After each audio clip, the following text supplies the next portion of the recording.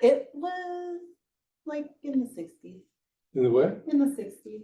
Not I was super warm. 51 on my way here. So. Yeah, it was pretty nice.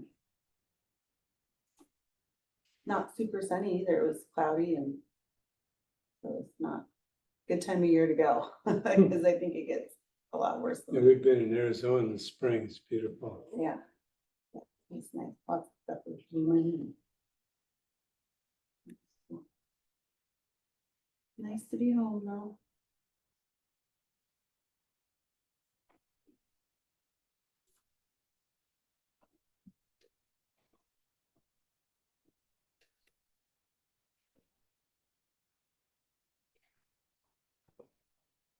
Well, it's 6 p.m. We'll call the meeting to order and begin with the land acknowledgement. We would like to acknowledge that we gather on the ancestral homelands of the Coast Salish peoples, specifically Nooksack and Lummi tribes, who have lived in the Salish Sea Basin throughout the San Juan Islands and the North Cascades watershed time immemorial. On behalf of everyone here, we want to express our deepest respect and gratitude for our indigenous neighbors, Nooksack and Lummi tribes, for their enduring care and protection of our shared lands and waterways. And next is the Pledge of Allegiance. Pledge allegiance to the flag of the United States of America and to the republic for which stands one nation under God, indivisible, with liberty and justice for all. And I want to note that Danielle is absent and excused. And also she would like a link to the recording of the meeting. If you could do that afterwards, Tammy. Yeah, I'll post it Or at least, tomorrow. or send her an email, tell her how to connect. Yeah. Next up is approval of the agenda. Any changes to the agenda? No change. Entertain a motion to approve the agenda as written. Motion to approve agenda as written. Second. All in favor? Aye. Thank you.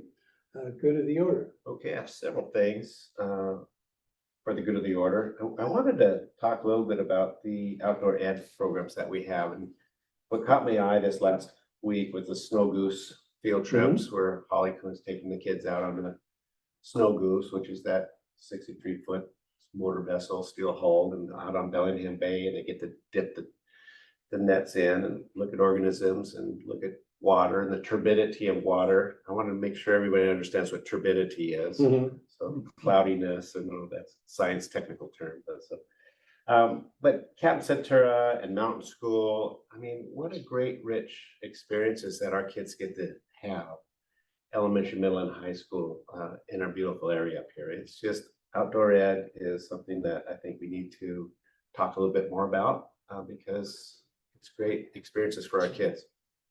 The family prom, Saturday, 6 o'clock at the high school. So it's coming up. Science fair last So evening. you got a chaperone? I am not chaperone. Sorry. Yeah, I never did. I don't think my kids would have. I've done my fair share. That's the high school principal's job to do Yeah. that now. So science fair at Kendall last evening. Mr. Parago as a judge there tells me that things were going really well last night. And again, those project-based activities are really great, cool for kids. Nicole Jones, the plant sale going on. There's still plants over there. If you haven't had a chance to walk through the greenhouse and take a look, go take a look.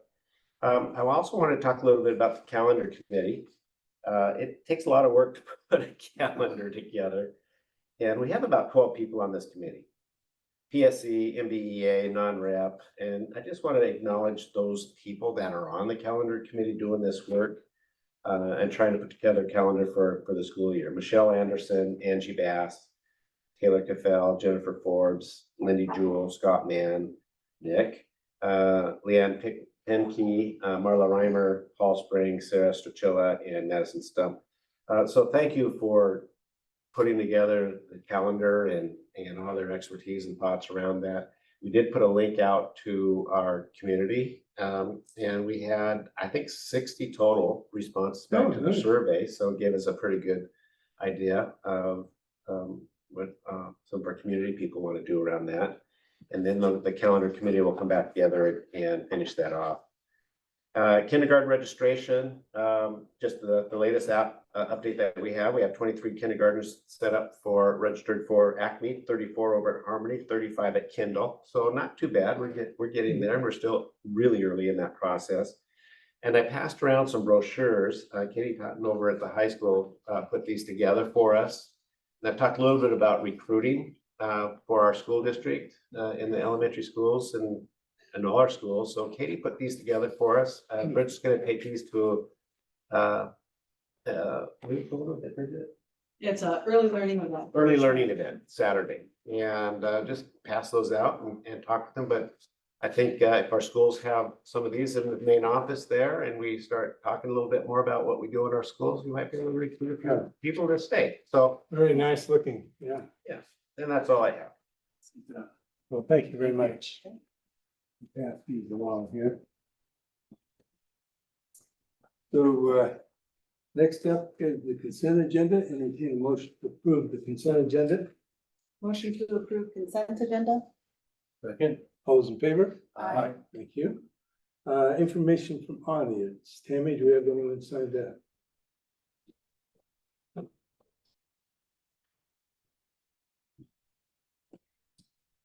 No. That one's good. It's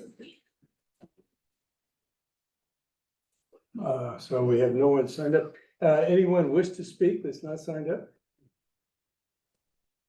Okay, well, thank you. Information from board, so Danielle's not here. I'll start with you, Jason. Right, Mix it up. Bill touched on it.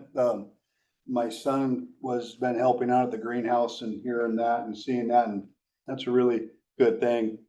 Miss Jones does a great job. I went to the FFA Booster Club meeting last night to listen to what they had going on, and a lot of good things. And she said getting a lot of support from the kids helping out and a lot of involvement there. So that's really good. And FFA, they got a pretty good number of kids at state forestry right now. And I think they were doing very well today. So hopefully good things happen there. So that's all I got. Cool, thanks.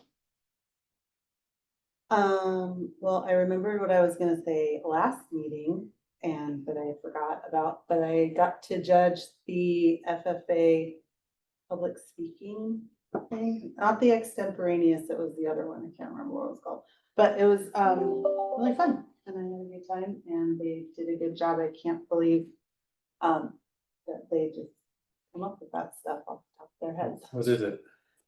Well, they get like they get a topic and they have a few minutes to put something together and then they come in and tell us about it. But they can't like look anything up. Right, they gotta know it. Yeah, Yeah. they just have a few minutes to put it together, but, yeah, so. Cool. How about what I've been up Right to. on. So my ninth grader was one of the students on the snow goose today. I talked to her a bit. She really enjoyed it. Sounds like a fun program. I didn't know if she was gonna enjoy it because how cold and rainy it was today, but worked out okay. And yeah, it was pretty cool. I appreciate the teachers putting that together. I did send Phil a note. I know there's been some discussion in public schools about removing cell phones because it's a distraction for students, you know. I know that personally. I can say that. So, and then after I sent that note, I don't know if you guys get the newsletter, the Balltopia. That was one of the topics of discussion. They kind of do like a pro and against. Yeah. Right. So anyway, I think since it's related to kind of incrementally impacting student learning, it's worth talking about. You know, some schools totally ban it. Some have a bucket that you put your phone in when you go in, but you know, I'd like to hear more from admin and teachers Right. on that. And I did see a note about we had a comment last week about PE.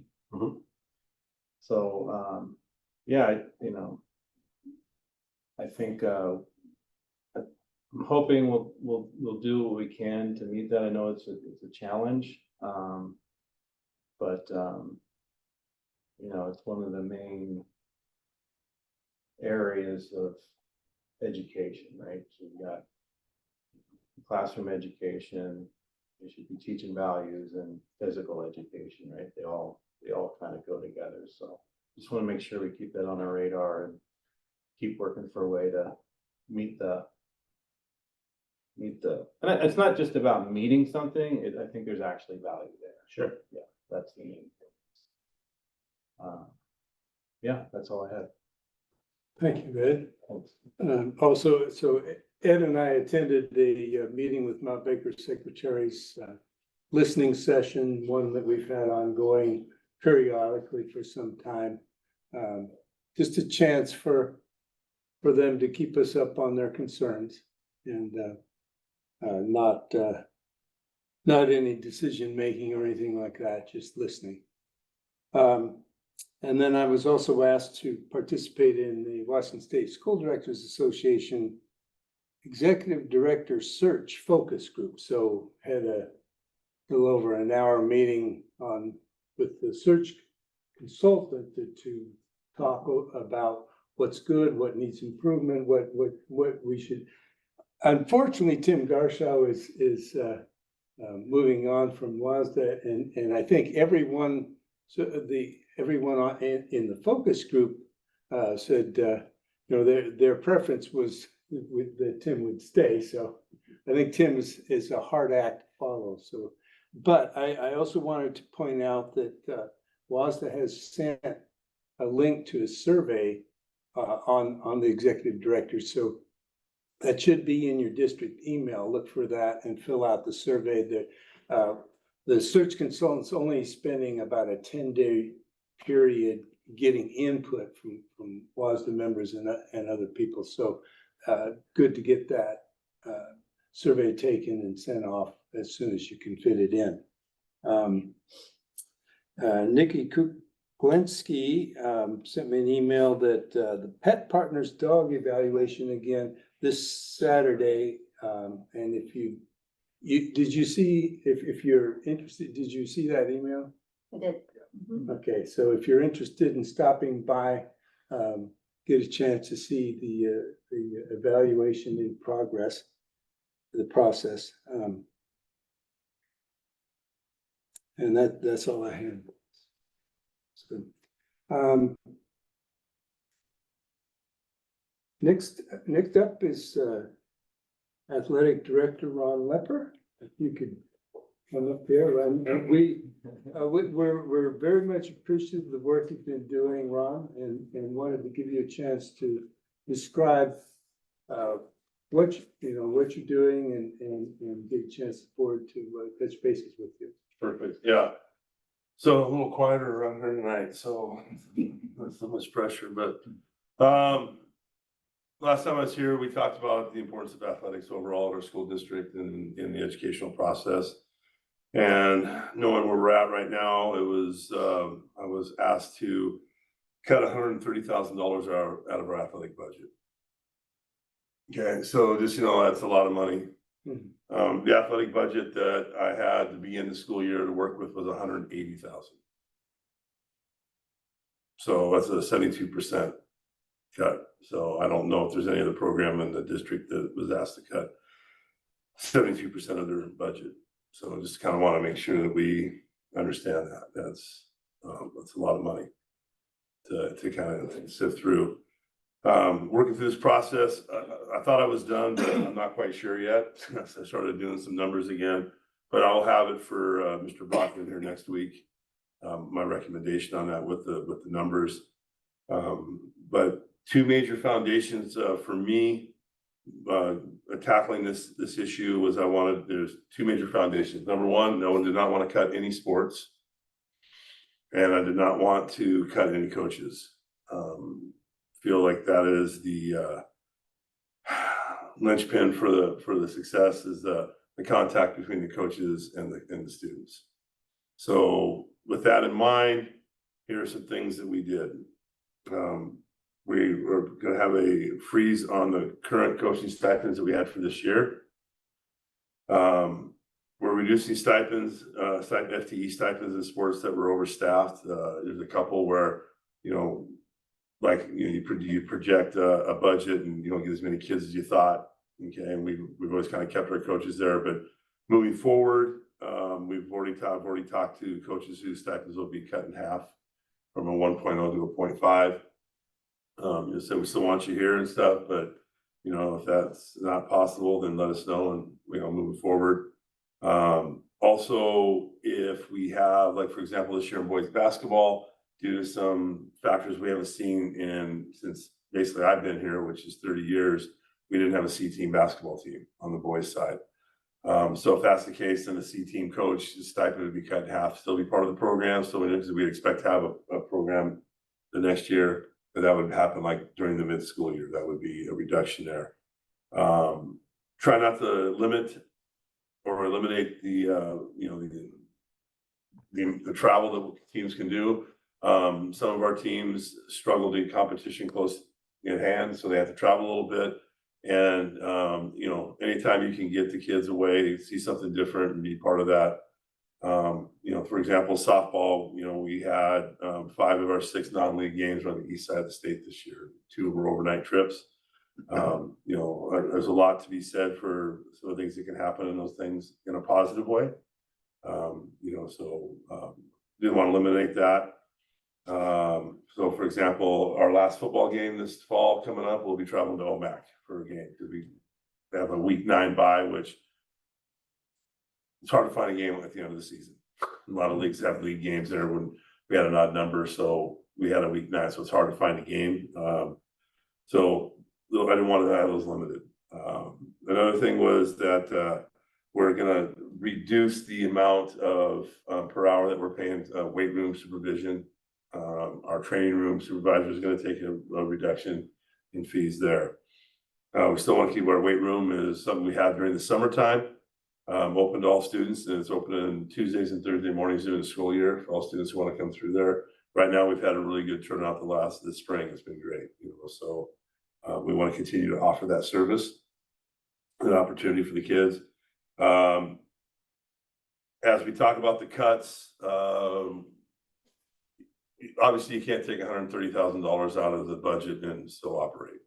You just can't do that. So one of the little caveats on that is that we have went to the ASB, both junior high and high school, to ask for a little help this year.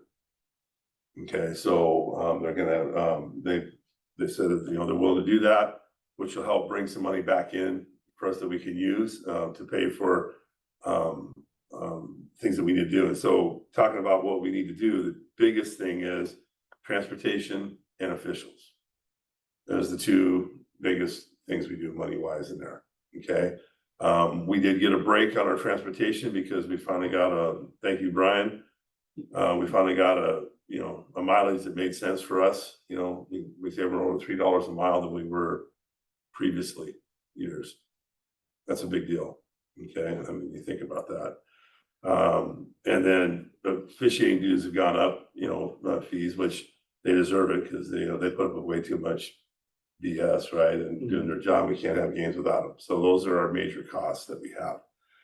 So they're going to help. I've got a commitment there. And then one of the things that we do with our sports program, or one of the things that's under my umbrella, I guess, is budgeting the sports for the next school year. That money comes out of an account called the ASB Gate account. So any event that we have that charges money for athletics goes into one pot.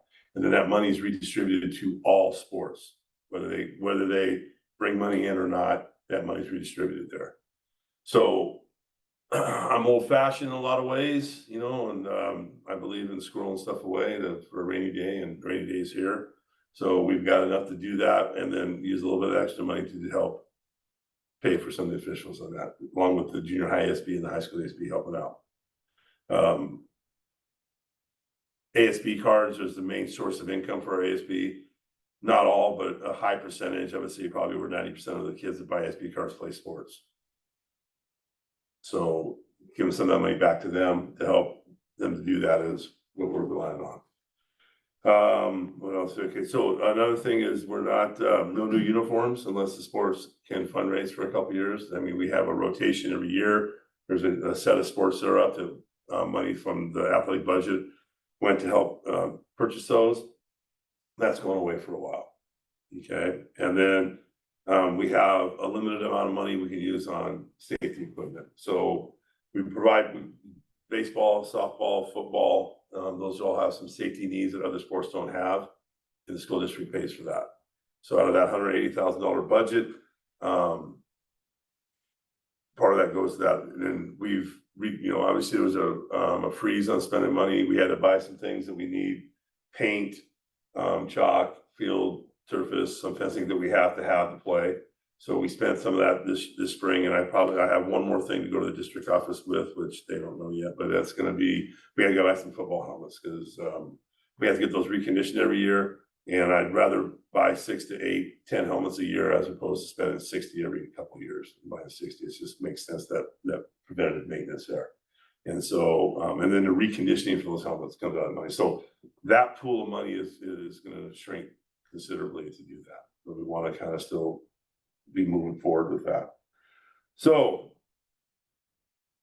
over all that stuff there, I was able to come up with $130,000 cut. One thing I will say that, going back to what we said before, and I know some of the stipends and stuff, I don't know if we go upriver far enough, we're gonna find the pool where all the money comes from. But out of that 180,000 that we had there, that's a substantial amount of money being cut, 72% of that, right? So, I wanna make sure we understand this is not sustainable over the long haul. And we might need a little bit more next year, depending how it goes this year. Trying to make this work where we can get through for the next year, maybe the next school year.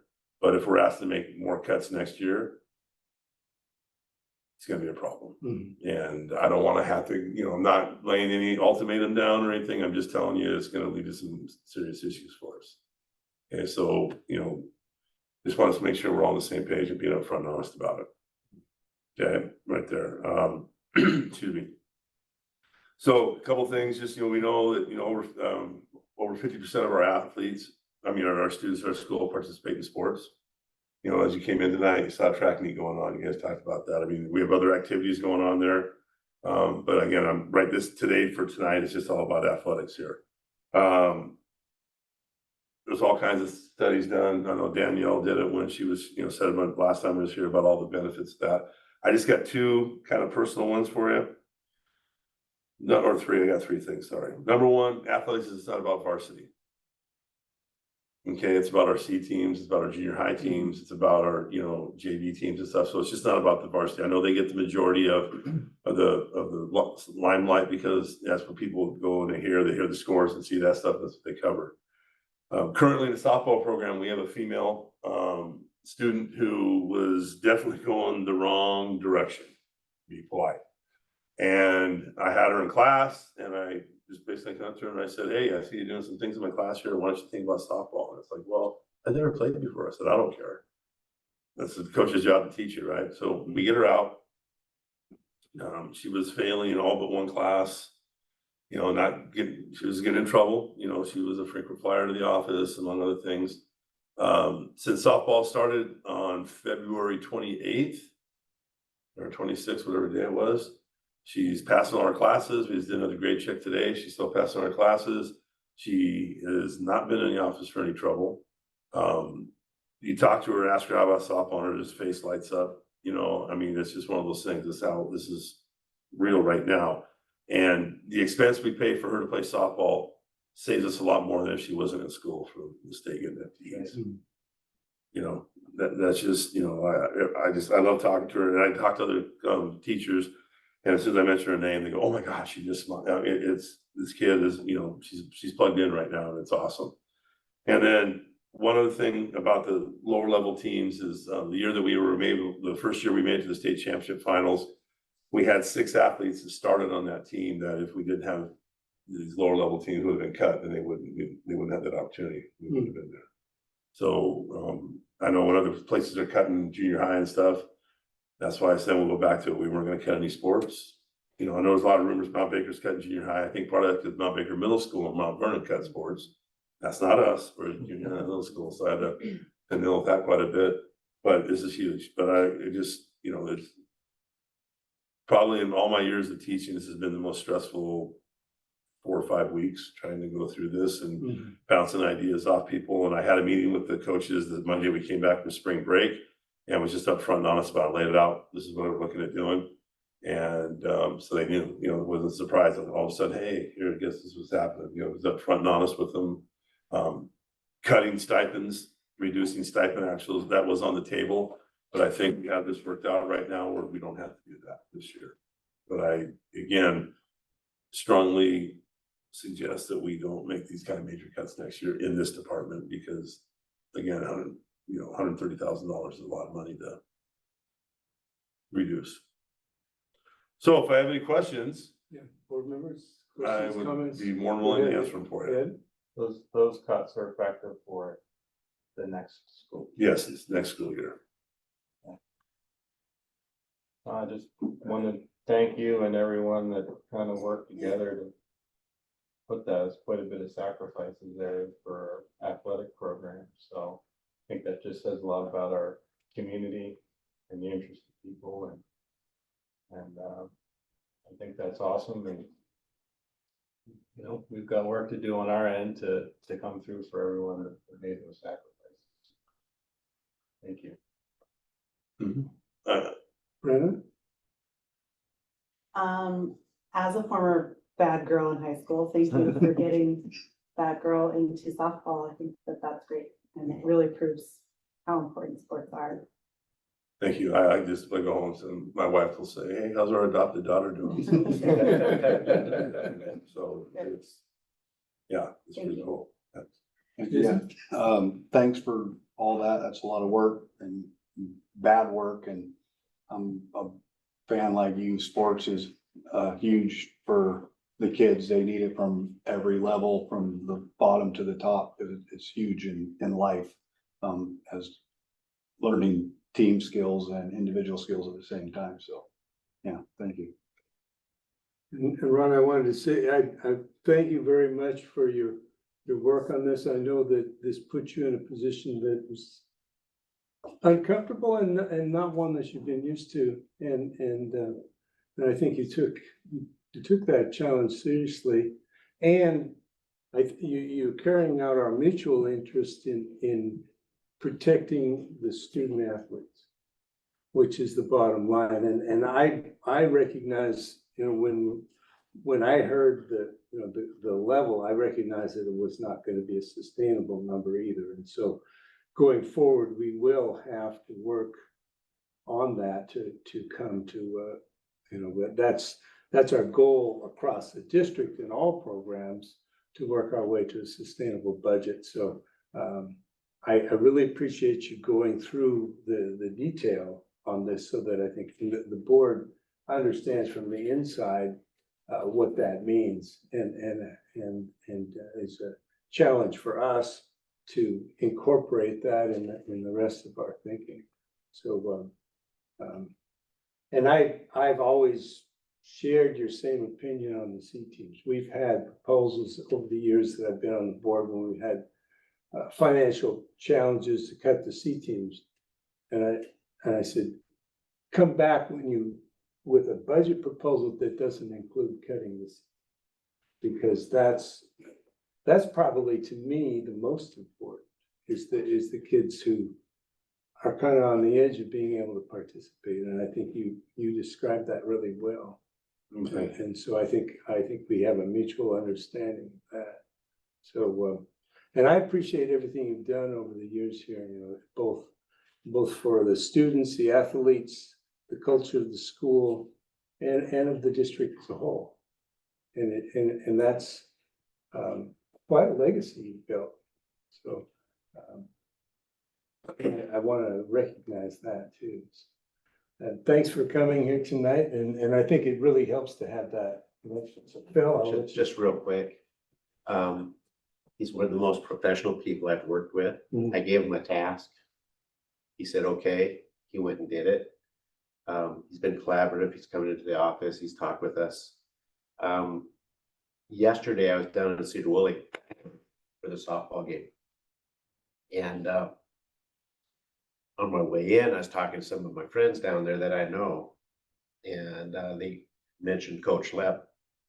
And the reason they came to this game because they wanted to watch him coach. Hmm. And I thought that was really special. So I wanted him to know that.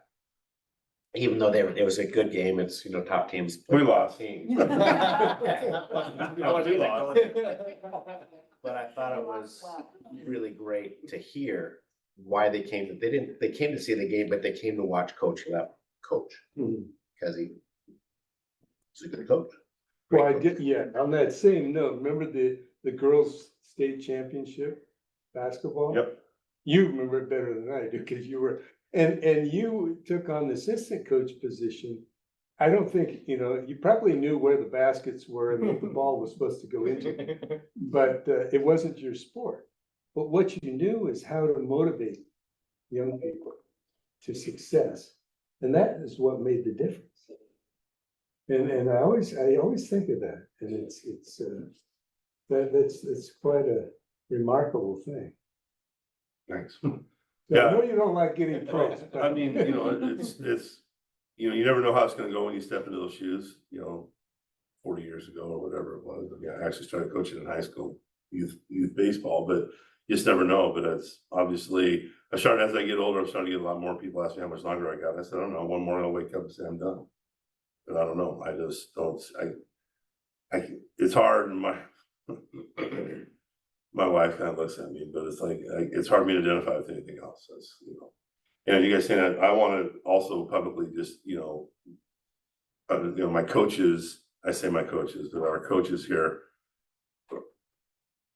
support this, and that's why we talked about it. So it's, that it's just as important as that, because if they're, pushing back and stuff like that, it could get ugly. Like, because it's nice that, no one's going to coach high school athletics for a living, to make your living just coaching. I mean, but it's also nice to get some compensation for what you're doing, and I mean, there's other things, rewards we get, obviously, but still, bottom line, you got to put gas in your car, you got to take care of some things. And so them understanding we could have, tried hard not to cut that, but, just the way they were able to understand we're gonna have a freeze, that's where we're at right now. It was really good to work with them. So that was really important. Thank you, sir. All right, I would love to stick around, but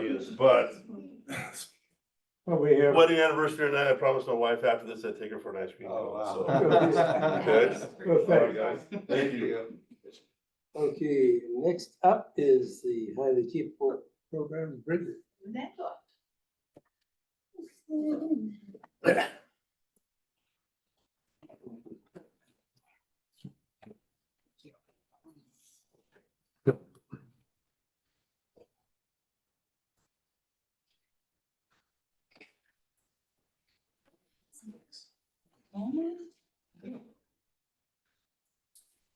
Yeah, on the big screen. Well, thank you so much for letting me come here to talk and start. I'm gonna get us started. All right, so as Angela said, thank you for having us this evening, and our goal tonight is to share with you the foundation of the highly capable program in the Mount Baker School District. I'm gonna give you a 101 overview, look at the year and how it rolls for our highly capable program, referral, and assessment. Angela Webb is our learning evaluation specialist for the entire district. So via a grant, Angela and I are able to work together for students 1 day a week for high cap. That doesn't mean it's only done on 1 day, but that's, if you look at the math, that's how it pencils out. But the other part of her work is that she does learning evaluations for all of our schools in the world of special ed. So she's a critical component for the school district. So I work on both sides of the spectrum. So for starters, let's talk about what a highly capable, oh, I'm not doing this right. How do I make it go to the next slide?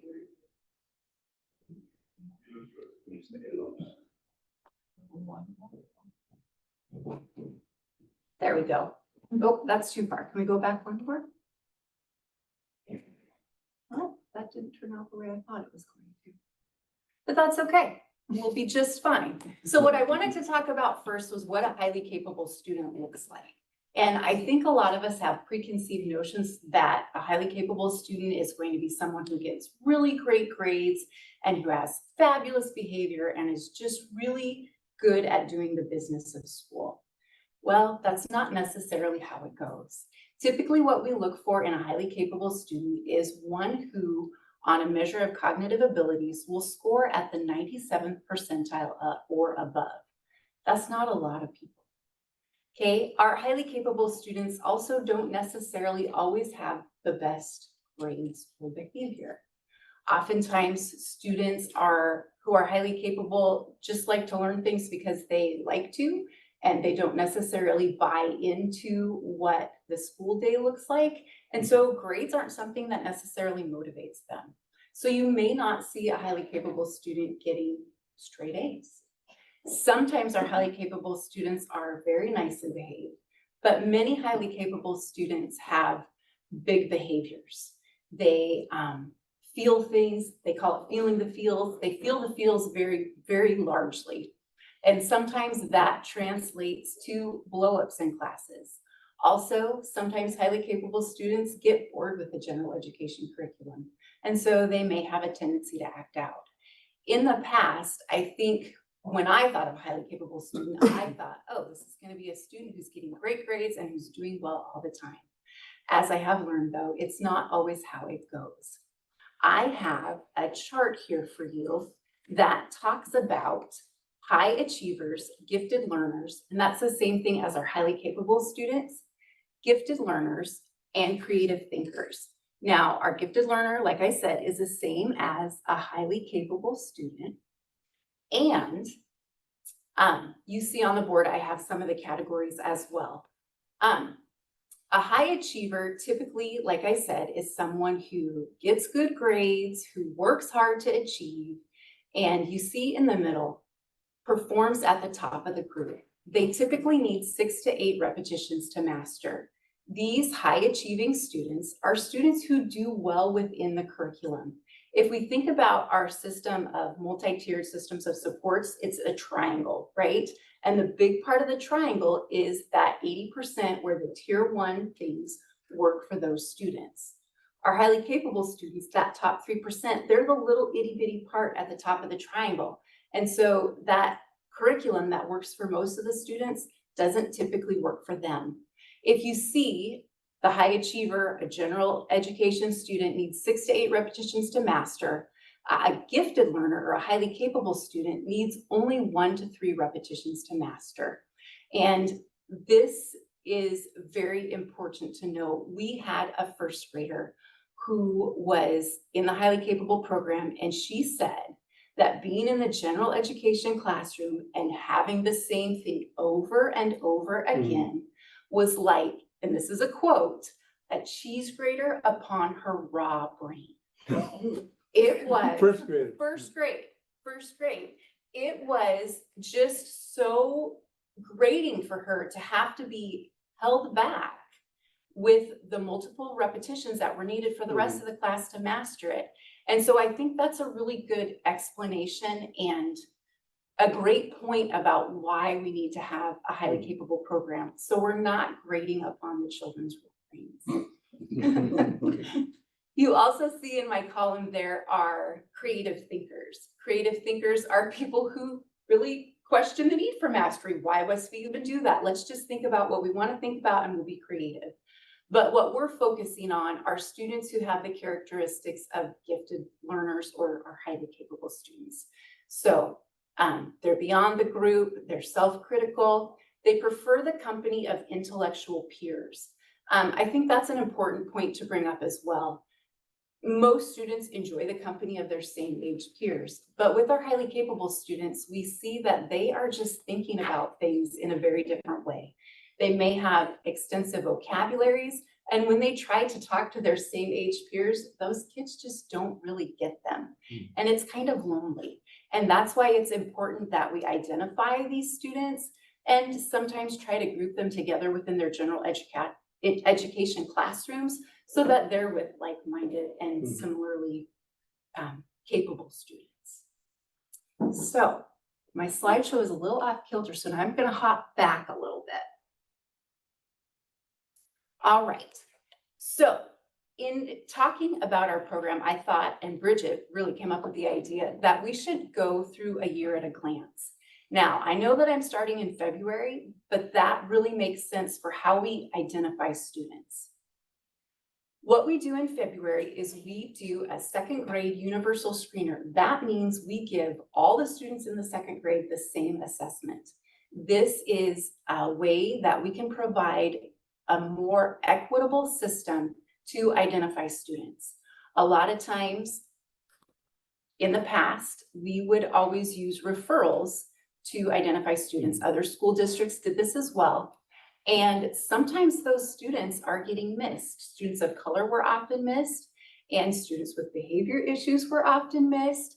And our school district, I don't believe ever did this, but some school districts would have their assessment times outside of the school day at different buildings. So you can imagine how that would be difficult for lower income parents who might have to work over the weekends, who don't have enough gas money to get them to the assessments. It makes it more difficult for them to have an equitable chance.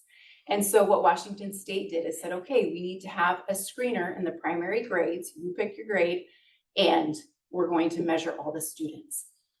So we do that. And thankfully for Bridget, she was on that before it was even supposed to be a thing. And we were measuring and being more equitable in our search for the students. So to administer the screener, we give students what we call the COGAT screener. There is a full-scale COGAT, and that is what we give to the students who are referred. And we'll talk a little bit more about that later. The full-scale COGAT is a cognitive test made up of 9 subtests that measure verbal reasoning, nonverbal reasoning, and quantitative or math reasoning. When we give students the second grade screener, we're giving them 3 of those subtests, 1 for each category. I go and I coordinate with the second grade teachers, and I go into the classroom. Each student has a Chromebook and a set of headphones, and we administer the test to the second graders all at once. Most of the students really like it because there are games and puzzles, novel problems to solve, and they like it. The trickiest thing about the whole thing is getting 25 second graders to get logged on at the same time. Once we get through that, we are golden. So that happens in late February. And like I said, this is a way for us to universally look at all of the students in the second grade. I make a point not to miss any students. If students are absent, I keep hounding them until they come to school and I get their scores. In March, and that takes me a couple of weeks, and then I kind of am still picking up the stragglers into March, and then I share that screener information with the principals. What I'm looking for with the screener is a score around the 90th percentile or above, because it's only looking at the 3 subtests. So I've got a little bit of leeway, and so I'm trying to cast a wide net, and I look at students who have, like I said, the 90th percentile or above. If they are in that category, then I give them the post-screener, which is the other 3 subtests. Once I give students a subtest, I send, call parents, send letters home, ask for permission, and I also send them a Renzulli rating scale, because now my second grade students, they're in the hopper, and I'm looking to see if they will qualify for the program. And so I'm gathering information about what they are up to. So then I give them the post-screener. At the same time, I am looking at the students who have been referred throughout the school year. Parents and teachers, any staff, they can refer a student for the highly capable program. And so I collect those throughout the year, and then my testing window is open, and I test those kids. I ask for permission again, send out those Renzulli rating scales, and that's what happens in March. What are they testing for? What we're testing for is the student's cognitive development. So basically, it's how their brain works and is able to solve new problems that they haven't seen, their ability to look at and to find patterns.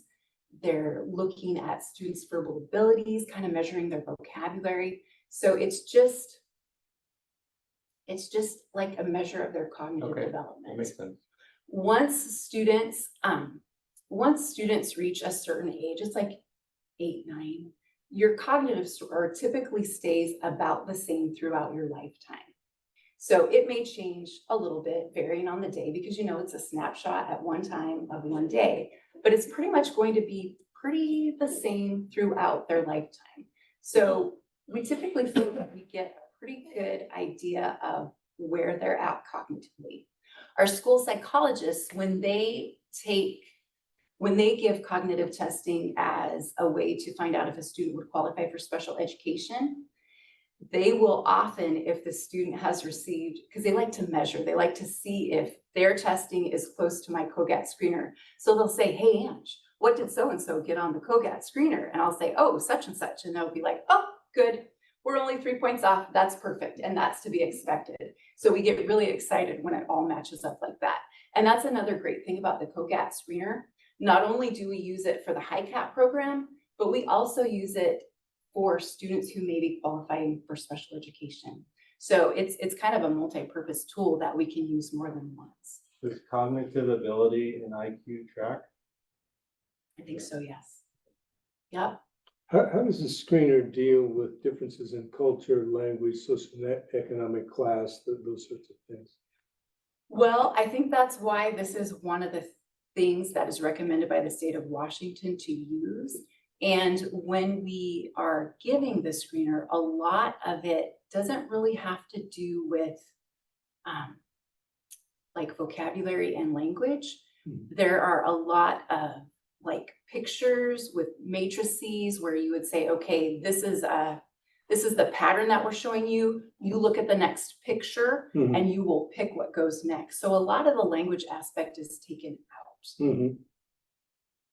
We also, just to make sure that the students are able to understand, I can give the test in Spanish as well. And so that helps. And it wouldn't really make a difference because you can mostly look at the questions and know what to do next, but the direction lady will speak in Spanish if you need her to. Any other questions? No, that's. All right. So then we hop into It'd be fun to take the test. It is fun sometimes. We'll sign you up. We all. That moves us into April. And in April, I am gathering data and putting it all together. And so in April, we have a multidisciplinary team. But actually, I should talk about the 4th grade data review first. This is another new thing that we have done this year. And it is a way for us to make sure that we haven't missed anybody. The state of Washington, again, wanted us to do some sort of a universal thing at a whole grade level to make sure that we are double checking our information. And so I'm going to hop around here just a minute. And to talk a little bit more Yeah, about please. that is that it could have been another test, but we also know that a lot of time is taken with assessment and we're pretty data rich. So we want to use that data and the people around the table from each school to review that. So what we decided to do was do a 4th grade data review. And I compiled the data for this, and then we brought it to each elementary school's care team. The reason for this is because the care team is made up of principals, the counselor, the school psychologist, and they know the student better than I can gather the data and look at the numbers, but it helps to know the student behind that as well. So I've made you a sample data review that we did at one of our elementary schools. And you can see that what I've gathered is our progress monitoring data. So that would be your A reading and your A math column. This measures students' progress in their reading and math as they work throughout the curriculum. All the scores are in percentiles. So when I was going through each individual student in the 4th grade, I was looking for scores, again, around the high 80s to 90% to just kind of get a feel of how everybody was doing. I did the same thing for math. Then what I did is I compared those A reading and A math percentiles to the score that they got on the COGAT screener. The other thing that I was doing is making sure that we hadn't missed anyone. I wanted to make sure that every student had actually taken a COGAT screener in the 2nd grade, who was doing very well in that progress monitoring aspect. So I wanted to kind of match it up and see how it was all going together. At this time, I did not, for the 4th grade, have any students, well, except for one who was a transfer student last year, and I already have her in the hopper to take the full-scale COGAT, so I wasn't worried about it. But I didn't have anybody that we had missed who was performing well in the progress monitoring data as well. And so I kind of wanted to cross-reference those scores. You'll see that I have yellow scores there. Those are students who are already qualified for the highly capable program. So instead of having a composite score, just the one, you see they've got a V for verbal, a Q for quantitative, and a nonverbal score, NB, and then their composite scores are on there. I thought that would be good, interesting data for you to look at, because you can see that even though they have really, really high cognitive scores, they don't necessarily have those 99th percentiles in a math or a reading, or even on the Smarter Balanced assessments. I threw those Smarter Balanced assessment scores in there just because I thought that would be interesting to see how it came together. So when I went to the care teams, we looked at those numbers, and I said, okay, tell me about this student. I handed them the same list with the characteristics of the high achievers and the highly capable students. And I said, would you say that this student falls in the high achiever range category, or would you say that they fall in the gifted learner category? And so we were able to go through each student, talk about their attributes, and decide if this was a student who should possibly receive the COGAT screener again, or if it was a student that we should just put on the watch list. And so we had quite a few students that we put on the watch list, but overall, we felt that it was a good kind of check and balance to make sure that we weren't missing any students.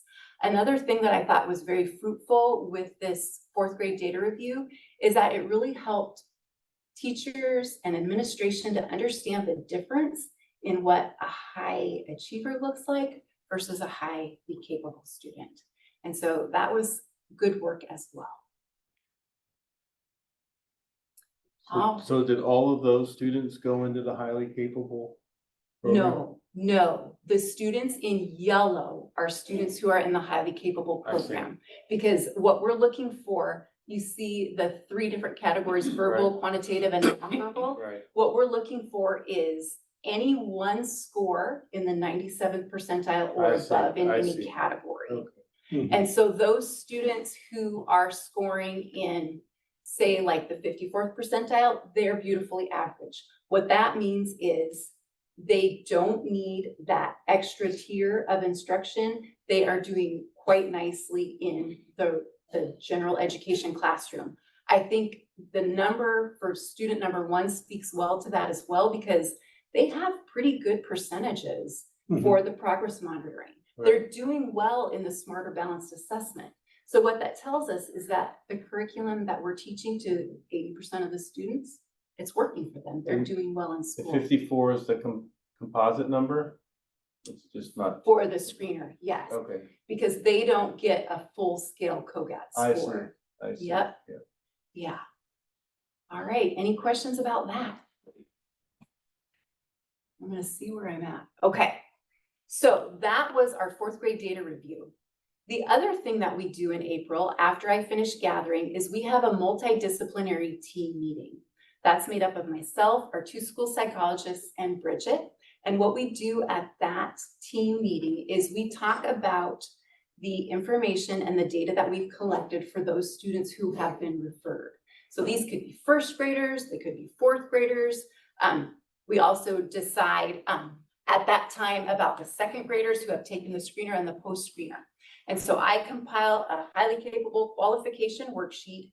We talk about, again, their FastBridge scores, their Smarter Balanced assessment scores. We talk about that Renzulli rating scale that we sent out, and we talk about their COGAT scores. Now, again, we're looking for in any one of the categories, verbal, nonverbal, or quantitative, a score of 97% or above. If they don't have that, but they're very close, we take that under review. That's kind of our main thing. When we put a student into review, then we look at like the FastBridge scores, we look at the SBAC scores. Students also need to have an area of, so the Renzulli rating scale is a way to measure students' characteristics of learning. And so we want them to have a qualifying score in that as well. And that's completed by the parent and the teacher. And typically they have a score that qualifies them for that area. So you need to have both. It can't just be one or the other. Sorry, what's this Renzulli measure? It measures the characteristics of learning. And so it looks at things like motivation, creativity, stick-withedness, things like that. So you have parent perspective and teacher perspective. I see. Oh, so it's not a test that student takes? No, but It's a rating scale. Yeah. I see. Okay.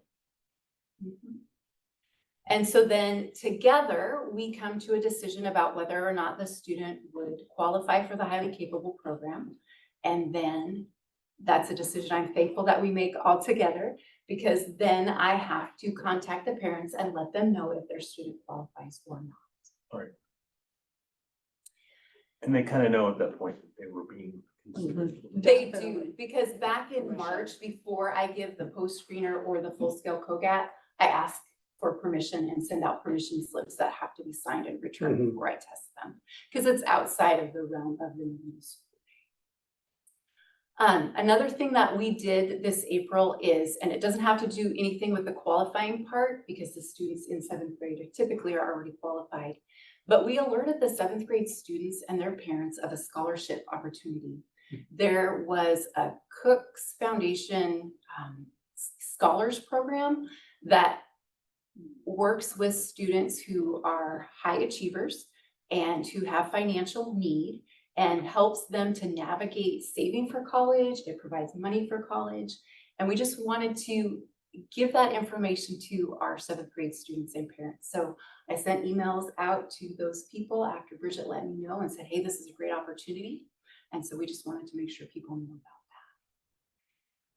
that. Once we get students qualified in April, then we kind of sit on that information. We let the parents know, we let the school principals know, but then we just kind of wait. It kind of just sits for a little bit and percolates. And during May and June, I communicate information with the students' next year's classes because I want to keep them grouped together by cohort.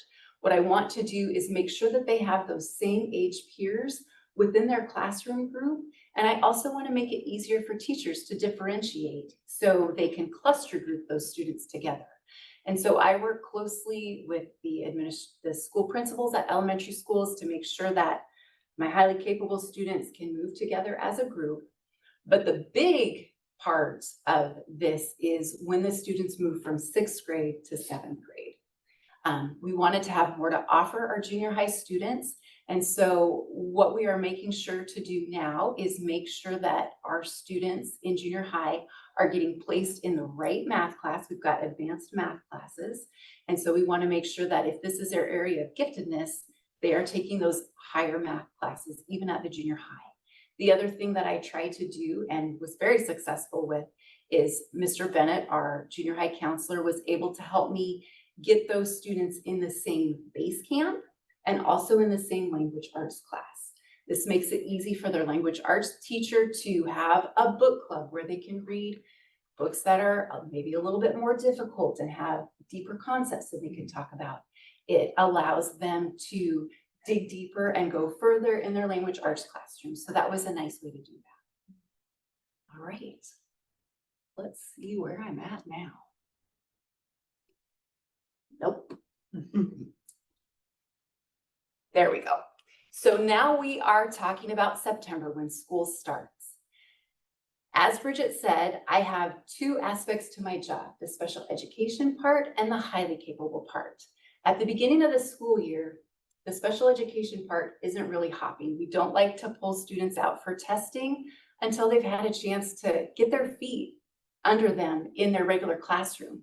So at the beginning of the school year in September, what I do is I go through all of the schedules for the secondary students and I draft their junior high and high school individual learning plans. I look at their schedules and make sure that they have some sort of advanced class or in-depth class or even running start that allows them to get the kind of differentiation and challenge that they need. I also communicate that information with their teachers and their families. And I have started to call the junior high students because, you know, I've been working with them, the parents, for such a long time. I kind of feel like I'm leaving them out if I don't give them a call. And so I just call and say, hey, I've drafted a new individual learning plan for your student, and I would like to send that off to you via email. And I just want to explain to you a little bit about what it is. The other thing that I do in September is when we have transfer students coming in, I make sure that they haven't qualified for the highly capable program in a different school district. If students do, we grandfather them in. But what I need to do is get that information about their area of giftedness. I need to find out, you know, what their scores were and just get a little bit more information about them. So that's kind of what I do in September. October is a big month for the highly capable program. I do the individual learning plans for all of the elementary school students. And that is a process. Each student gets their own meeting before or after school, and we invite the principal, the school counselor, their classroom teacher, and myself. And the student also comes to that meeting. And during that time, we ask the student to talk about their interests. We go over what aspects of school are too hard for them. We go over what aspects are too easy for them. And we specifically generate an individualized plan for each one of the students based on their areas of strength and their individual needs. And so if you flip your purple paper over, you can see a sample of a highly capable learning plan. We talk about the students' academic history, their scores, and then we discuss the students' areas of strength. We also talk about their areas of challenge because some student may be highly capable in the area of verbal reasoning, but they might not be that much in math. And so then we try to use the students' areas of strength to shore up their areas of challenge. Some students also, you can see on this one, have social emotional sorts of challenges that we like to address. One of our students was not very good at being flexible and wanted to do things the way they wanted to do it all the time and was not necessarily open to new learning or other challenges. And so we wanted to incorporate that because when we make an individualized learning plan for our students, we kind of look at the whole kid. We don't want to just focus on academics alone. We want to make sure that they're doing well socially. We want to make sure that they have friends and people that they can talk to and that they feel supported. We want to make sure that they're not feeling overly anxious because they have perfectionistic tendencies. We want to take care of all of those sorts of things. And so we talk about that and we come up with different goals. You can see my bottom goal under goals and plans of action is about math. This is an important one that I want to highlight. We talk about how assignments can be modified to offer fewer practice problems and more enrichment problems. One of the things that we stress for our highly capable students is that they shouldn't be getting more work, they should be getting different work. Work that suits them and their ability to go ahead to dig deeper. It wouldn't be very fun if you were a highly capable student and you finished your work quickly and you just got another worksheet of the same thing. That would make you want to stop finishing your worksheet quickly in a hurry. And so what we want to do is get rid of those times where we have to master things over and over again, but offer that time instead for enrichment and for a deeper dive. And then you'll see down at the bottom, there are different strategies that we can use for different students. And again, we individualize those for each person based on their needs. All right, so that's October. In November, there isn't a lot for us to do, but what I do like to do is every time the trimester changes for high school and junior high students, I want to let those teachers know that they have a highly capable student in their class and to please feel free to differentiate for them or to let us know if they need any help or assistance. And then in the winter months, we collect referrals and field questions. And one of the things that I have loved doing is just being able to talk to students and their families, to be able to answer questions from teachers and parents alike about the highly capable program, what we do, how to get a referral for that. And so typically I tell parents and teachers, yes, you can find the form on our website, but let me just send you one directly. And I feel that we get a good response for that when we do it that way. So that's our year. Yeah, and I think that really does capture the overview of ICAP with, in addition, the service delivery model. And I think a few minutes for questions. So this is our current data of what we're serving in 14 elementary students, 6 junior high, 3 at the high school. Students generally are in those cluster groups in the gen ed classroom with classroom-based services, like Angela said, it's around differentiation. And then we have 3 students who are accelerated in either content or grade levels. Generally, 1% of students meet the 97 percentile mark and qualify for the program. Is that pretty typical? Yeah, This is more, let's see. This is more than 1% if we've got 1,500 students.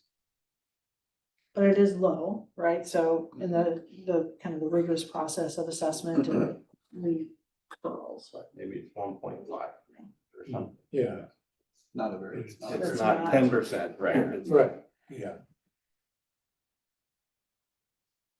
I'm really excited about this, and I didn't know much about it, so I think it's great Yeah. that we've got a path for highly capable students to be challenged and whatnot. Is this pretty common for schools to offer, or? It's a requirement. Oh, it's a It's a requirement. state requirement, Okay. and Mount Baker has been doing it, Mhm. and we have followed the law and increased, the level of assessment that needs to happen and conversations, and having a dedicated person to build those bridges for families and the school is really a difference maker. And I really enjoy that part of it. Yeah. You know, when the students sign their names on the individualized learning plan each year, and you can look in their file and see their handwriting changes as Yeah. they get older. It's just a lovely thing Yeah. to be able to be part of their lives for that time. Well, I like what you're saying, your connection with the student and the parent. And the teacher, getting them all on the same page, because I was a little dubious when we moved from the pull-out model to the integrated in classroom model, because I had the concern that kids who aren't struggling to pass exams kind of get left to the side sometimes. And I think the way you've explained how you're integrating that understanding with the work is actually resonates with me quite well. So I appreciate you going through that in detail. And also we had a more fully funded program, and it only applied to elementary. So now we have proportionally less money. Before I remember we had two teachers assigned to just pull out half-time each, and so we're funding less proportionally, but trying to spread it wider. But I think you've been able to make that work. Do they use college and high school for more advanced classes too? I know we've got a program with community college, right? They need some more advanced math or science. That would be part of what I would check for in September for our high school students and add that to the individualized learning plan as a way of enrichment for them. Okay, great. Other questions, comments? Thank you very much. Thank you. And also, I think the universal screening is a great thing. It always troubled me that we had the referrals where you miss the kids who would otherwise get missed. So I'm Yeah. glad we went that way. So next up, we have action items. First is upgrade of policy 2410, high school graduation requirements. And Phil, I think you'll be able to introduce this and kind of give us the background. Right, so 2410, it's being updated, recommended through WASDA, and the update really is based on new RCWs. The list of them there, 28A, 65, 250, and 260. So if you look at the old policy and the new policy, we're gonna take out this table in here. Oh, This, okay, this, yeah. this table doesn't reference what Mount Baker's doing. We're just gonna leave that out, and then we're gonna put this table in, which is Mount Baker's table. I think it's in the course catalog. And it talks about the requirements, the core areas of the requirements, English, LA, social studies, math, science, and the number of credits.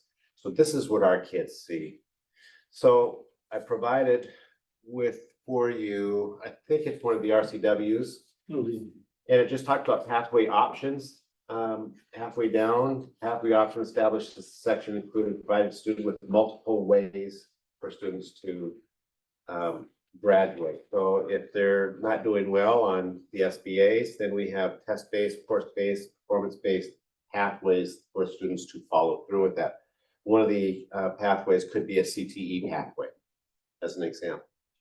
So I gave you the backup information for that. For this update of the policy, and it doesn't change the content of the policy. The text context is still the same up there. It's the RCWs that have changed, and just bringing those up to the state level law.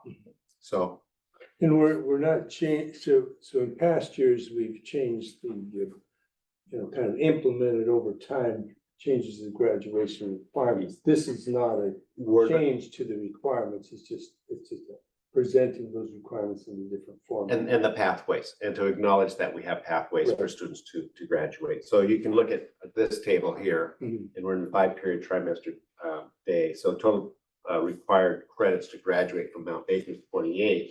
Remember, many of the schools went from a 6-period schedule to a 4 AV day or a trimester just to come in compliance with core 24, is what we call it, requirements.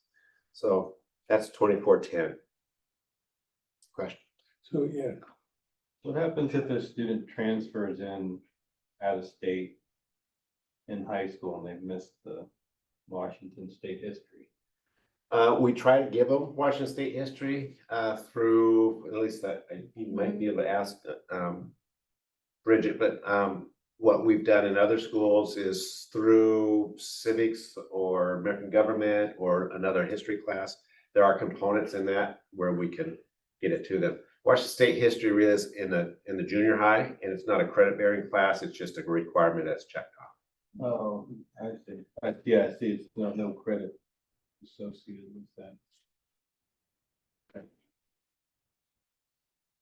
And so for world language, you've got Spanish. Mhm.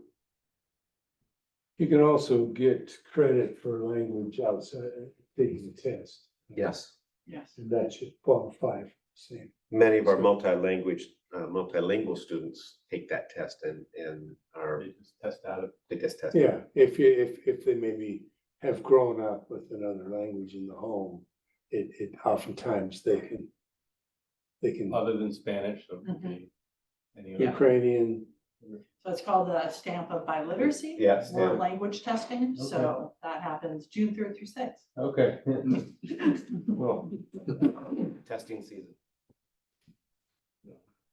Other questions, comments? This, reading through it, at first I didn't have this page, so Yeah. when I read through, I thought, okay, we're crossing everything out, so what are we doing? So that explained that, so and this policy has been vetted by the high school, I presume. So, They're doing it. right, so, would your recommendation be first and final reading? I would, yes. If there's no objections, I entertain a motion for First and final reading from Mount Baker Policy 2410. Motion to approve policy 2410, first and final reading. Second, All in favor? Aye. Okay, well, thank you. Good explanation. Mount Baker Policy 2004, Performance Improvement Goals. Yeah, this policy is really revolved around school improvement plans. I've provided you the RCWs as well and definitions on the back of that. So if you look at the definitions, I think you have it there. It talks about what graduation rate means, performance improvement goals, school district improvement, federal requirements. Just think that's with educational language helps us understand what those means. And then what really this is reporting out the annual performance report to our public, to our community. Many schools are doing this. I was talking to Bridget today a little bit about what we should be doing. So we should be doing this already. Talks about statistics, how many students are passing the SBA, the WSIF, which is the framework through OSPI. And there are state mandates around having goals, English language arts and math improvement goals in your school improvement plans. As part of what I'm doing around the high school accreditation with the other schools, every one of these schools are mandated now. And we did this a couple of years ago. I checked with our high school improvement plan with an English language arts and math. Many schools are putting graduation rates in now, and even in SEL, social and emotional learning goals for their school improvement goal. So this is just basically a mandate that we have around the reporting progress of what the school district is doing, what our high school is doing, and we need to annually communicate this to our public through a lack of vocabulary, a report card. So the question I had on that was, so our school improvement plans at the elementary level have, we have goals, we have numerical goals. Yet they don't match from school to school. So how do we integrate that in a district wide? That's a great Elementary school. That is a great question, because Bridget and I have been in these conversations for a while now, talking about common school improvement plan template. And so we have the template. They should have the same goals, English LA, math goals, SBA, in addition to any other goals that they may have specific to their school, but they should have the same template. With the goals, school initiatives, and how you're measuring those goals. So the goal should be in SMART goal form, specific, measurable, attainable. So I guess, so if you did that for all three elementary schools, if you had a common goal and one school that already surpassed that, would you still have a common goal and then have an individual school goal that indicated surpassing? How would you handle that situation? Well, I think we need to look at each school individually as well, right? So we can have those areas, but we need to look at where that school improvement plan that leadership team has developed to determine what their goal is and what their pathway is to get. So you could meet the requirements of the law with a common district goal and an individual school goal that may have Yes. been ahead of that common. Yes. Okay.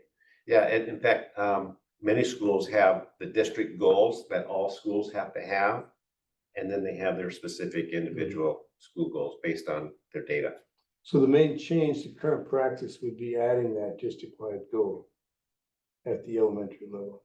Yes, and improving our reporting out. Right, okay. Other questions, comments?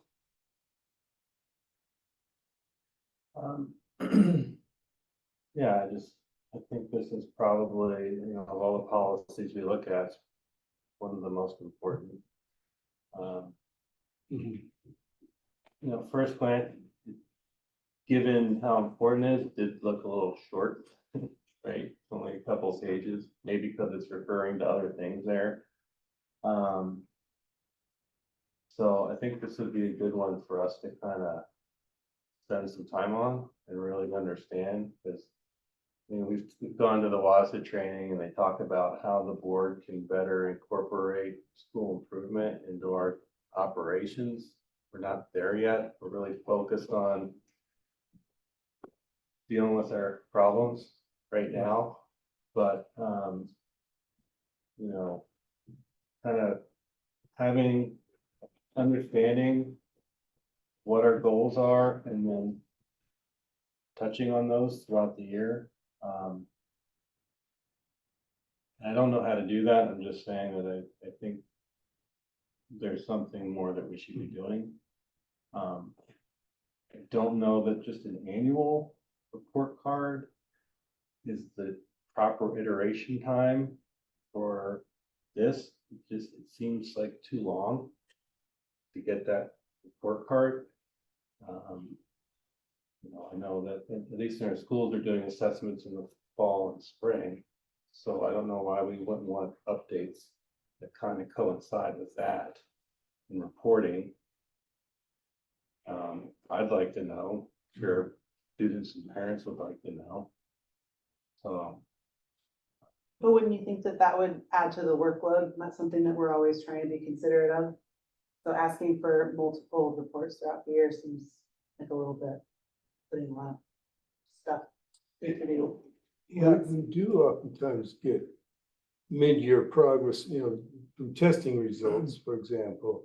If you did, if for meeting this requirement and the public reporting, an annual basis, and then whatever test data that makes sense to forward to board level could come in between there, that would be supported, kind of like we do an annual budget, but, and I'm not suggesting we would do, this sort of work on a monthly basis like we do with the budget, but it's, the annual budget is sort of the framework that you're working with. And then the monthly reports are how well are we doing along that pathway. so are we getting those monthly report? Or is there? Well, we're not doing monthly reports for academics. That wasn't Right. quite the correct analogy, but we do that with the budget. But I think we have our, so our major tests are like, what, 3 times a year that we would have data available that would feed into how well we're progressing towards our annual goal. Plus, when we do our school visits, we do that mid-year check-in too. Because we look at it much more in depth at that school visit than any other time during the year, the individual schools. So There are some indicators that we can have. So take the high school and 9th grade F data. So you have end of the year F data, you have in the trimesters. So you can look at that data. You can look at elementary schools, their diagnostic data around their fast bridge. There's a progress monitoring component to that. There's grades. You can look at grades. One of the high schools I was working with is actually using grades as a measure to support higher graduation rates. So there's some other ways that you can look at that to get progress monitoring out of that. And I'm sure Bridget has some other thoughts and ideas of how to do that as well with the school. But I think you're right, Ed. I think there needs to be some sort of, maybe at least 3 times a year, you have your mid-year check. I like the way we did the school improvement planning this year to have, here's our school improvement plan, here's our goals, here's what we're doing, here's our data. There's some components in place. This will just help solidify it a little bit more. From an administrative standpoint, would your position be responsible for administrating, this policy? How would we ensure on an administrative standpoint that we, if the board said this is what we want to do? Yeah, Then and then it that actually would be got that done. kind of What's that? natural- Yes, and then it would be those natural times after an assessment, like what Ed was saying, we do fast bridge 3 times a year. We have the school board visits to the school, so it's Hmm. another natural time. So we can look at, you know, your calendar and plug it in, so it's Hmm. predictable. But there's two main things that need to be done that I see. Coordinating the district-wide academic goals, particularly elementary, and then putting it in a form that we can report the results to the public. Right. And so I just wanted to make sure, when we approve a policy, that we have a system in place to actually do it. Yep. Rather than saying, well, we approved this, but then nobody follows up. See what I mean? Yep. So if, would that be your office's responsibility then? So we can feel comfortable then approving this, knowing that now this will be our practice. But I think hopefully that answers your question, Ed, that this kind of is a component of our mid-year or several times a year academic progress, but this is a sort of a standalone component of those. It's still important to do what you're saying and have those mid-year checks. It's like a temperature check, right? Yeah. You want to see what that progress Right. or those needs are of our students. Right. And so, because we have an assessment system in place, Mhm. once that window closes, it takes a little bit for all that to get completed and computed. And then that could be information that's shared with the board. Right. Probably one time a year would be doing, other than informally or with our school improvement plans, you know, accessing the OSPI report card that people can access through the website. Right. To see the health and well-being of the district. Okay. I guess I'm wondering if it would make sense to have Bridget add some wording to the policy that reflects what we're gonna do anyway. Yeah, We're gonna go in the procedures, Oh, yeah. so we can pull the procedures out. The procedures are pretty thick. Mhm. Before you approve this, I would suggest that I forward the procedures to you so you can take a look at those, Okay. because that's where that work would be. So, We yeah, can change that. Right. but then what we should do is accept this for first reading. Yes, And then look at the procedures before, then we can bring this up at a following meeting for second and final reading. Right. So those procedures would reflect that's how we do it. just how we're, That's the how. we're planning to do that Yeah. with the check-ins. This is the what, that would be the how. And I pulled the procedures out and took a look at them, but not in depth. I was waiting to see what we're gonna do with Okay. this before I got back into the Mhm. procedure.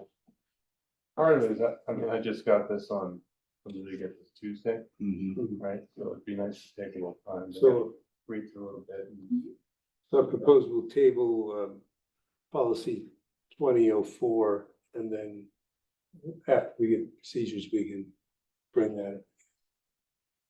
Okay. Well, thank you.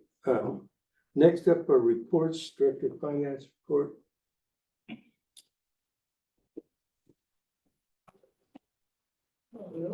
Hello? See you all again? Yeah.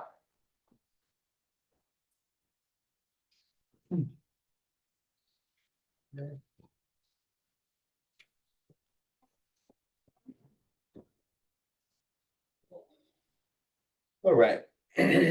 So some general updates for you. Some of it is a bit repetitive. It's mostly stuff we've been talking about and some updates there. So feel free to stop me if you have any questions. This is new and good news for us.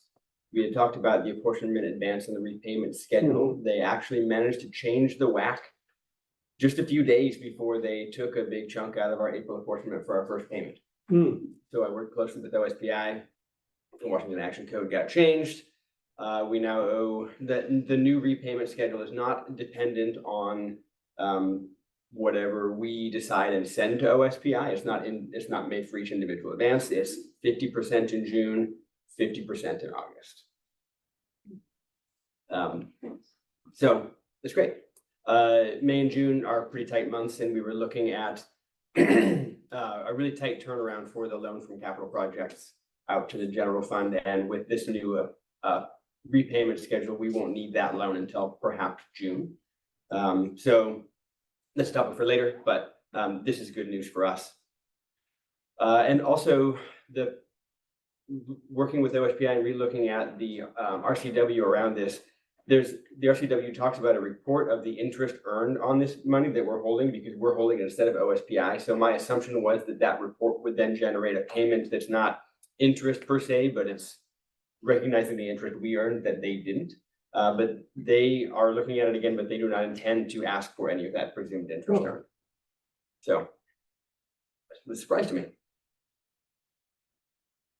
All right. Looking at some of the other figures, we're actually earning some interest again. Yeah. So that could be, you know, getting what one of them was 50,000. Yeah. That's real compared to what it's been.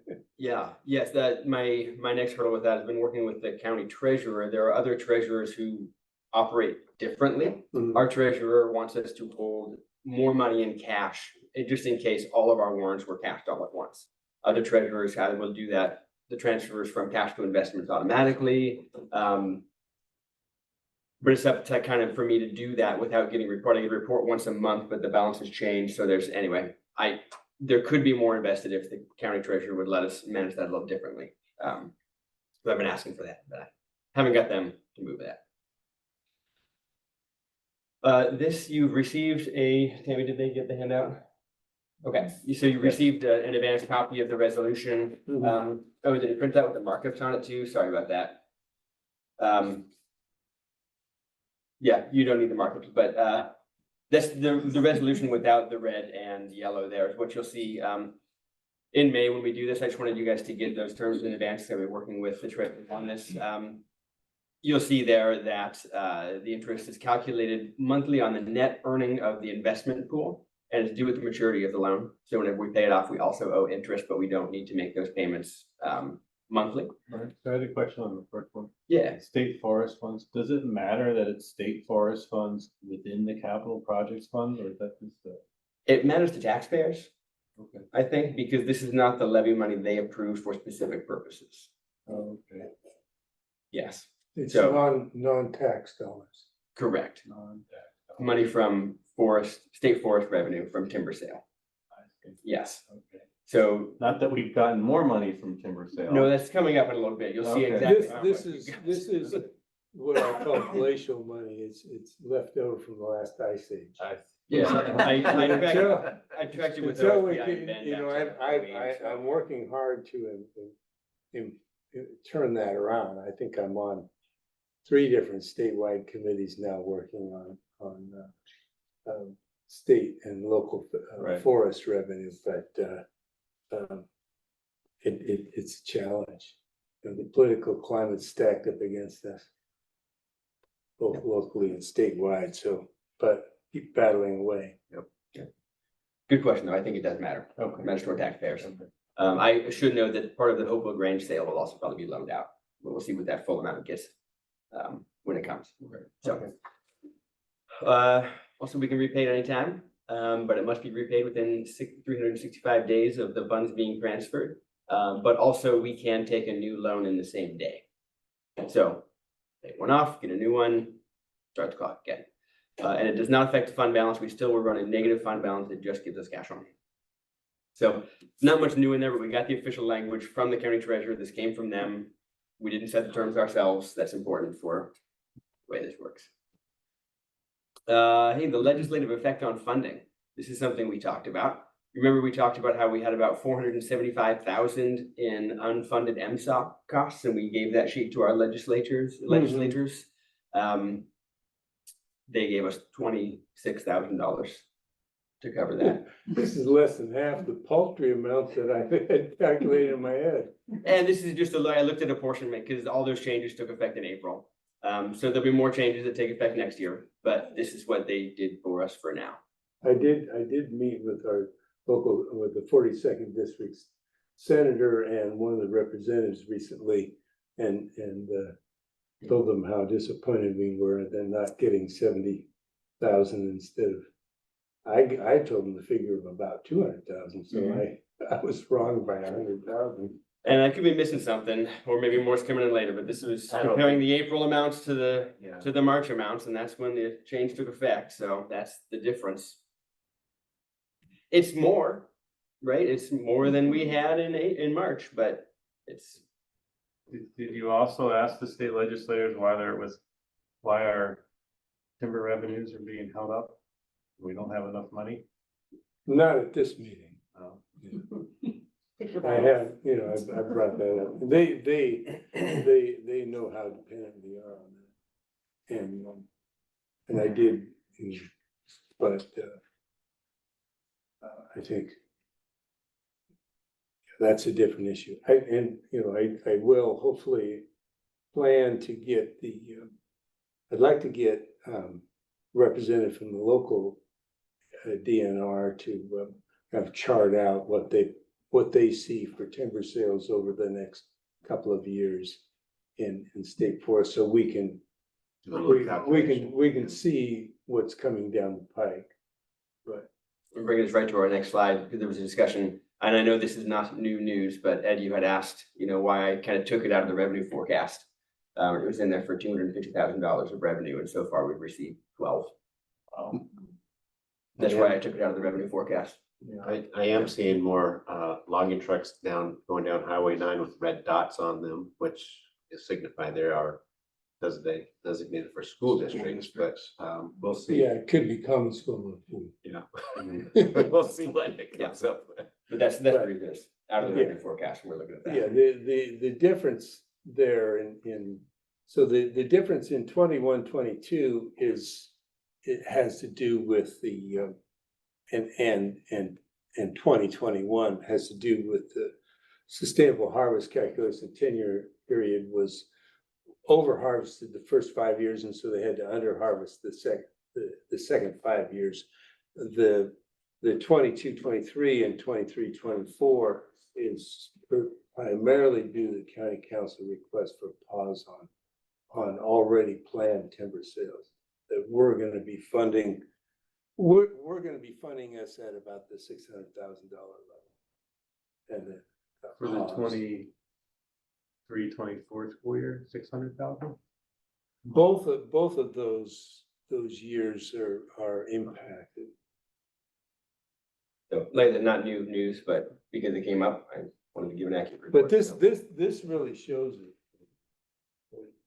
it. When the government takes action, there's a consequence fallout from it.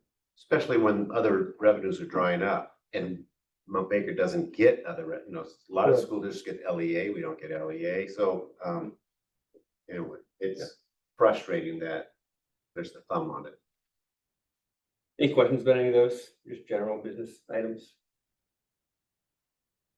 Yeah, not a lot new in there, but we did get some real answers from the treasurer and.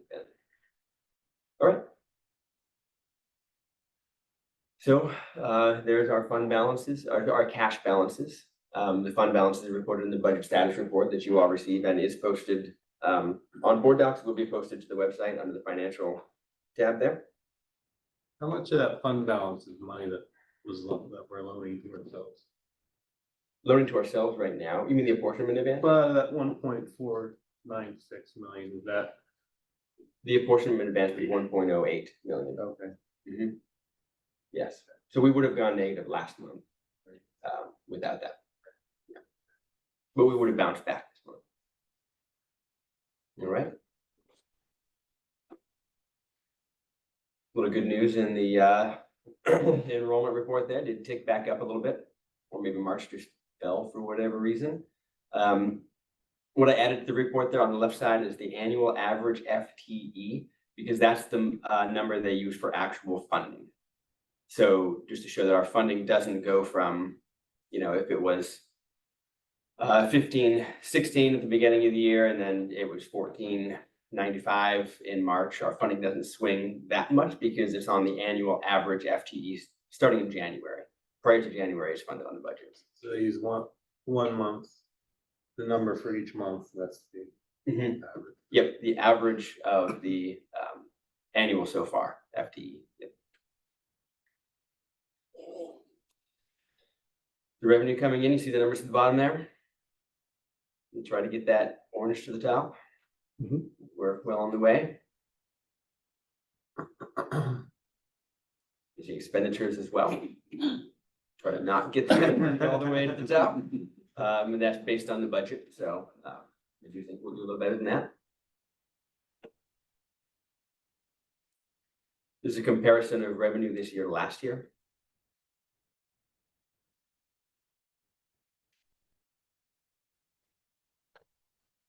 And the expenditure comparison. Sorry, on the revenue side, do we include apportionment advance as part of revenue? Yes, We do. yep, it's revenue we receive. So when we start to repay, that will swing. Would you, let's see. How does the enforcement events compare with, so the orange, the blue, what amount of the increased orange level is the enforcement advance now? Well, I'd have to calculate that because that's money we would have got in each month Right, and between that's now what and I'm then, wondering. yes. Yeah, so it's Yeah, what its impact, what changes over time. I don't know. That's fine. Okay. That's nothing, yeah. I mean, what I can say that our revenue in June will be, over $500,000 less than it otherwise would be. Mhm. So that's when we'll see a shift because we won't collect that in June. We We've already haven't paid collected it. Yeah. It's essentially revenue that's not coming in June that came in November. And the money that we loan from capital to general, does that show up as revenue as well? It will, yes. We haven't done that. We No, haven't done. we have not done that. That's the resolution we've got there. Yeah. We'll do it in May. Right. Yeah, so it shows up as revenue because it is cash, but it doesn't affect the fund balance because on the fund balance sheet, it shows up as you got this much, but now you also owe this much more. Mhm. So it's a net wash on the Right. fund balance, but it does show up.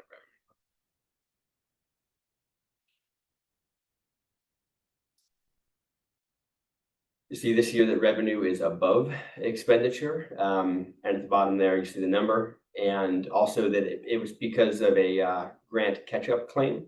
Ian did a lot of work of really analyzing his programs and the grants that support them, and sat down with Nick and Pam and I to make sure that all the people that funding stream was maximized. So we were able to put together a pretty major claim in March, which is why that shifted. You see other months, it's pretty consistently, around $200,000 over in expenditures than revenue, but that claim put us over in revenue as well.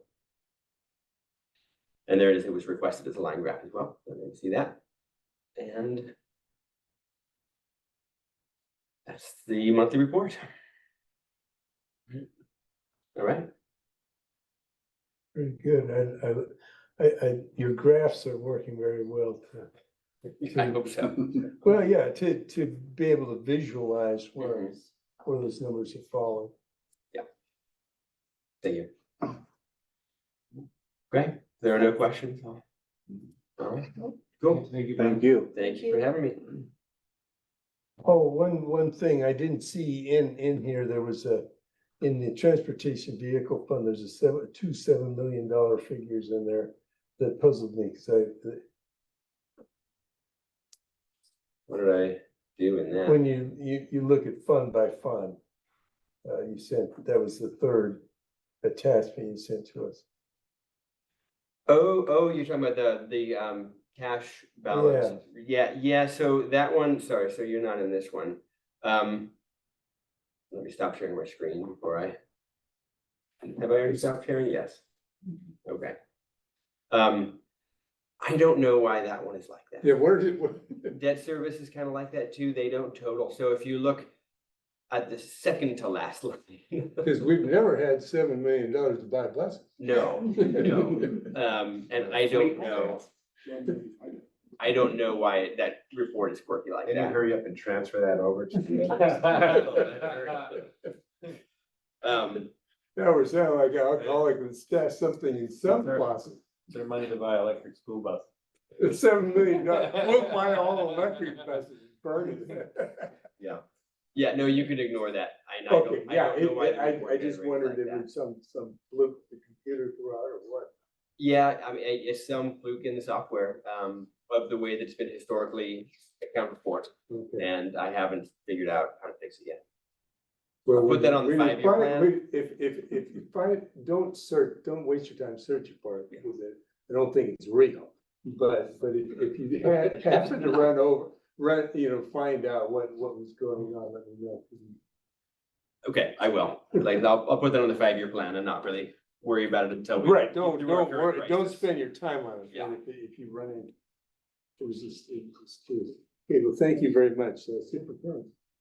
Yeah, a few things I just want to run through. Brian hit on it. First part of the budget reduction plan, we're kind of getting in our final phases for the budget reduction. We're going to talk a little bit more about that when we go into executive session and bargaining. Portion of repayment plan, just wanted to make sure you understood what he was talking about in terms of paying those dollars back to OSPI. So I put the dollar figure on there for June and August. That's $598 for both of those months. Bargaining dates, we are in the middle of MBA, so we've already been there twice, April 22nd, 23rd this week, and we'll come back to them on May 6th and 7th, and PSE starts in May 29th to 31st. So we haven't started that bargain yet. Haven't heard anything from the audit yet, so we're waiting to hear back from them, but I just want to keep it on there until we get that final report back. Hopewell property closing on May 8th. So we'll get the Hopewell that closing, and then we'll get the money for that. And Brian can start doing some of those work with it. I did want to touch a little bit on transitional K. Put it in the update last night. We're going to take a look at that. These are for 4-year-olds designed for those students that need additional support to get ready for kindergarten. And so it's kindergarten light. And I want to bring Bridget up, talk a little bit more about it. It's budget neutral. So we're looking at a teacher and a para to go into this program.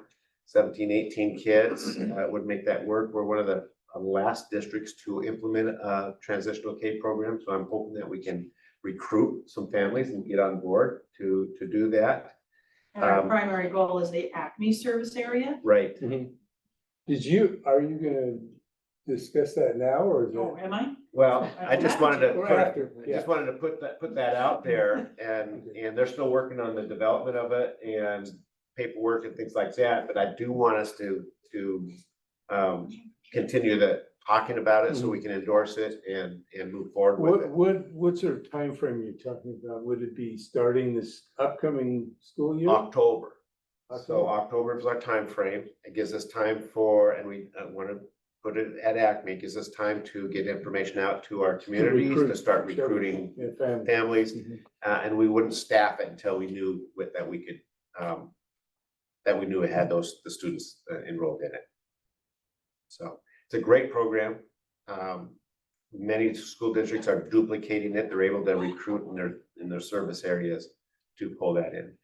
Yeah, I really look forward to that if we can pull it together because it's, been one of our board's longtime goals to put more effort into early learning. I think that's one of the weaknesses that we've had in our system is the early learning, catching those kids early enough to be able to intervene and get them on the right pathway. So as they continue to develop the components of it, we'll get that to you. I just wanted to make sure that you knew about it, and that if people ask you about it, it's a great program for 4-year-olds coming into our school district. We want to have it at Acme. It's going to help them be better ready for kindergarten. So, questions? Acme because they have more room. they have space. Yeah. So if we, so, and that's phasing in, starting, and so we get a chance to start it That's right. at a scale that we can. And we might recruit Possibly. some kids out of Glen Haven that are going someplace else Sure. and retain them. Great. Okay, staff celebration coming up May 23rd, 3:30, that's a board meeting night. And I was really impressed with Ian and his work with OSPI today. We had the WISM, which is the Washington Integrated System for Monitoring Special Education Programs. We had 2 people from OSPI come out today. They went to visit our elementary schools, Acme, Harmony, and Kendall. And they came back and said some really nice things about our work there. Ian, you want to expand on that a little bit? Yeah, so the focus was on restraint and isolation, so the systems we have in place to support students who may demonstrate some safety concerns that, in our schools, and so we have plans and procedures to support them, and they came in and identified some really great things about what we're doing. They saw the collaboration between our staff, they saw the focus on inclusion, which is, making sure our students with disabilities are in the gen ed classrooms as much as possible. And with that, there's always going to be room for improvement, but they'll have some recommendations regarding probably paperwork and just tidying up things a little bit. But in terms of the people, they really walked away with a firm sense that our commitment to kids is first. They see that, and our staff communicated that pretty effectively today. And it was really it was a great interaction with OSPI today. There's this view that it's an audit. That's kind of the old theme that's out there from OSPI, and they're really communicating this effort toward working with districts to improve. And so it really was a really great process today. So, yeah. That's it. Thank you. So next up is board discussion, and I wanted to touch on our leadership transition, not selecting the next interim superintendent tonight, but just discussing where our process and expectations are. Here's a draft letter that I wrote with the idea of being able to send that out to the staff and public on what next steps we want to take on the interim superintendent position. So, and I wanted to note that, Phil's term is up in June 30th, and we're very grateful to have his experience and guidance and on this one. And so I hopefully it's still okay if I write in here that you're willing to help with transition, serving as a mentor coach to the next superintendent.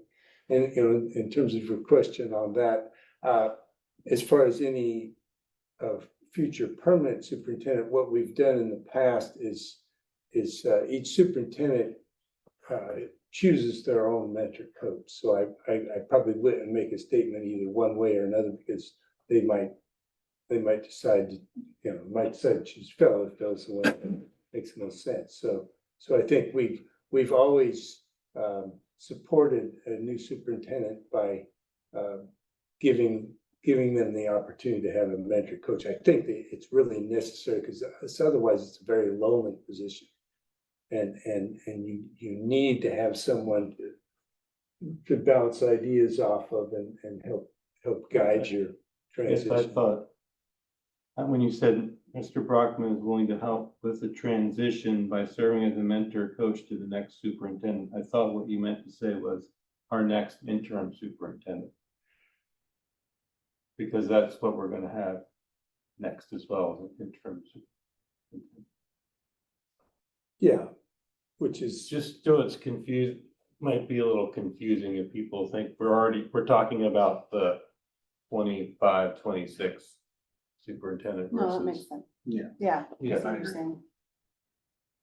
So for the next interim superintendent? Yeah, sure. Because that's what we're going to. We're not choosing a permanent superintendent at the end of June 30th. Right. We're looking for a new interim to get us through until the permanent. Right. is the plan.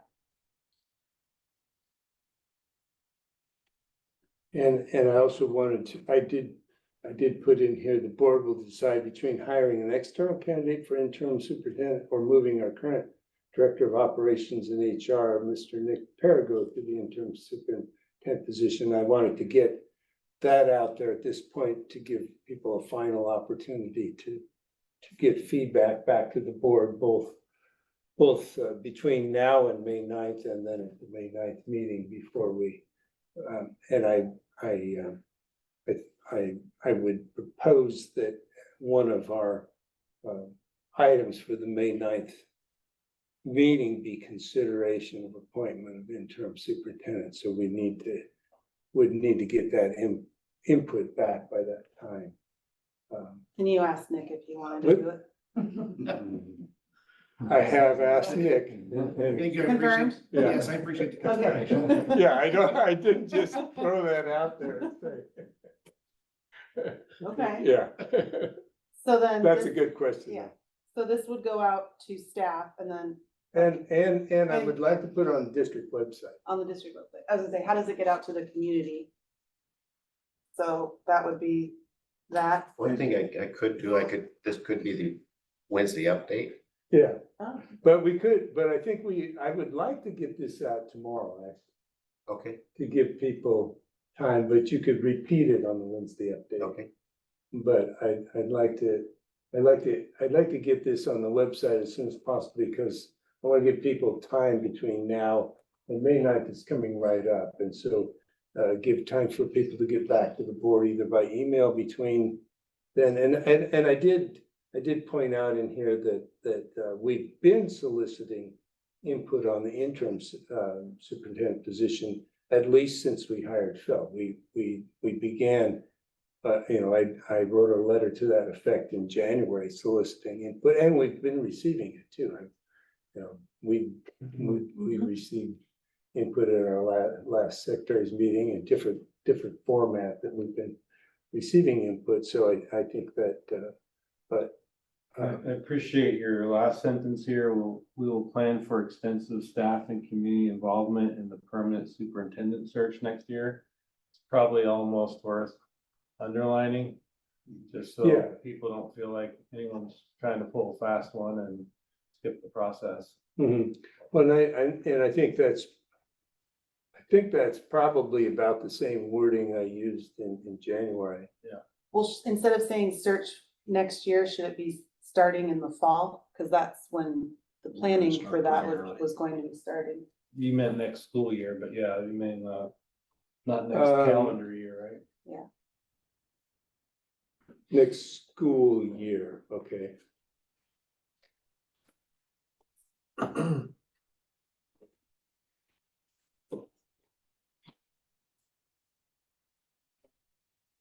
And then the other change was interim superintendent.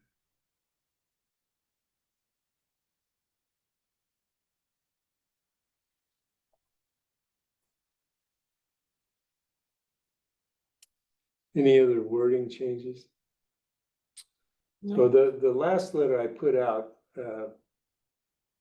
just in my name as president, this one I thought it would be appropriate to put out under I put sincerely Mount Baker School Board. Aw, So thanks. it's and I did discuss this with Danielle, because she said she wasn't able to come tonight, and she was on board with She was this. good with it? Okay, So, yeah. how does that look when we have in here that we ask people to bring to the May 9th meeting, and then we're saying we're gonna make a decision for that meeting?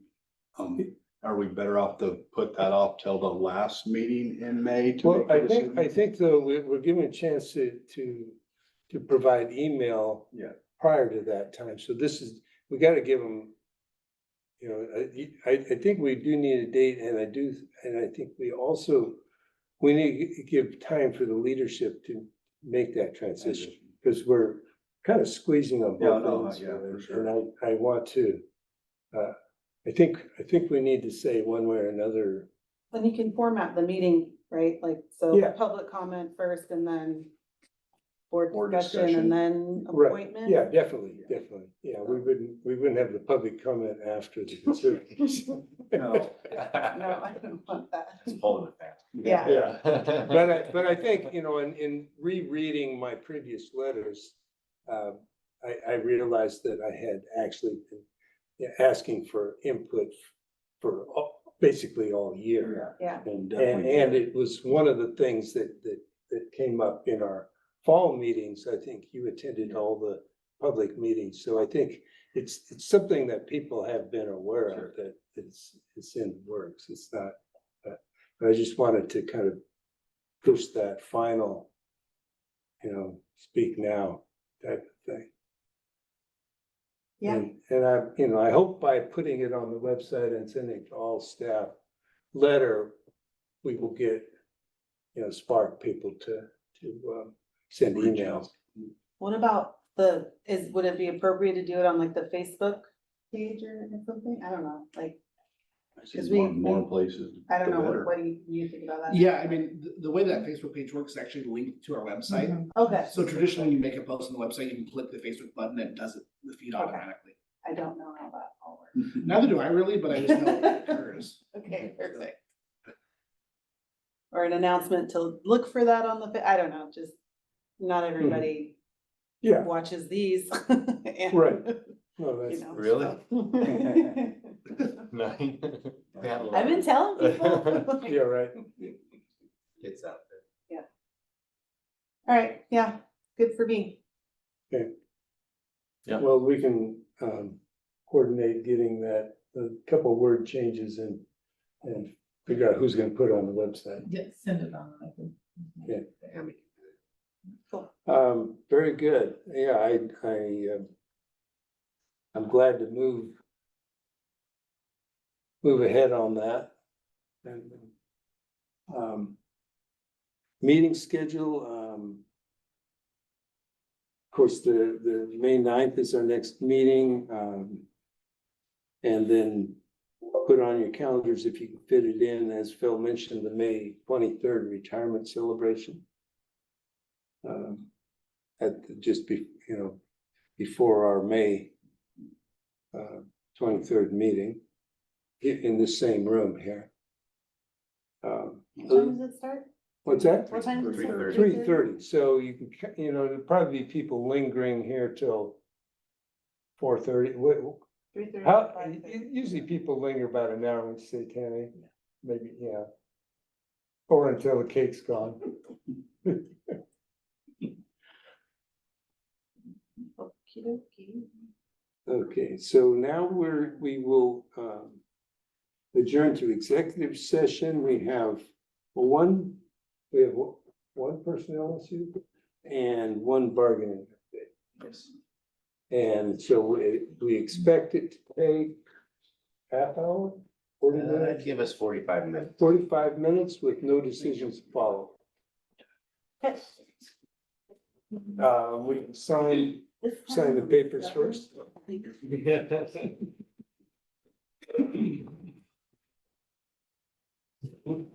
Perfect.